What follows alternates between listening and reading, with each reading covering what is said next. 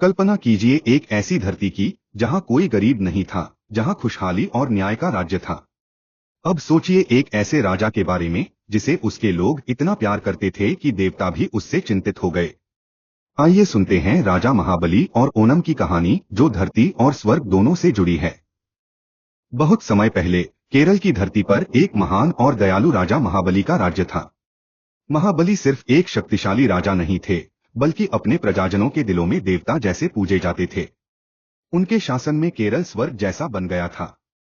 वहां कोई गरीबी नहीं थी, कोई झूठ नहीं था और नफरत का नामोनिशान तक नहीं था। उनके न्यायपूर्ण शासन के कारण उनकी लोकप्रियता बढ़ती चली गई और उनकी प्रसिद्धि इतनी बढ़ गई कि स्वर्ग के देवता चिंतित हो गए। लेकिन राजा महाबली की महानता सिर्फ उनकी शक्ति या धन में नहीं थी, बल्कि उनकी विनम्रता और अपने लोगों के प्रति उनकी सच्ची निष्ठा में थी। उनकी ये निष्ठा उन्हें इतना अजेय बना चुकी थी कि देवताओं को लगने लगा कि कहीं वह स्वर्ग पर भी राज न करने लगे। इस चिंता से घबराए देवताओं ने भगवान विष्णु की शरण ली। विष्णु जी ने महाबली को खत्म करने का निश्चय नहीं किया, क्योंकि वे उनके दानशील और धर्मी स्वभाव से प्रभावित थे। इसलिए उन्होंने एक योजना बनाई जिसमें राजा की विनम्रता की परीक्षा ली जाएगी और उसे सम्मान के साथ विदा किया जाएगा। एक दिन जब महाबली एक बड़ा यज्ञ कर रहे थे, तभी वहां एक छोटे कद का ब्राह्मण बालक आया। वह बालक कोई साधारण बालक नहीं था, वह स्वयं भगवान विष्णु थे, जो वामन अवतार में आए थे। वामन ने राजा महाबली से बड़ी विनम्रता से सिर्फ 3 पग भूमि का दान मांगा। राजमहल में एक पल के लिए सन्नाटा छा गया। 3 पग भूमि, यह इतनी छोटी मांग थी कि महाबली ने तुरंत दान देने का वचन दे दिया। लेकिन राजा नहीं जानते थे कि यह एक परीक्षा थी।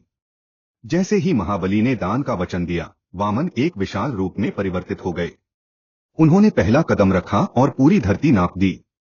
दूसरे कदम में उन्होंने पूरा आकाश ढक लिया।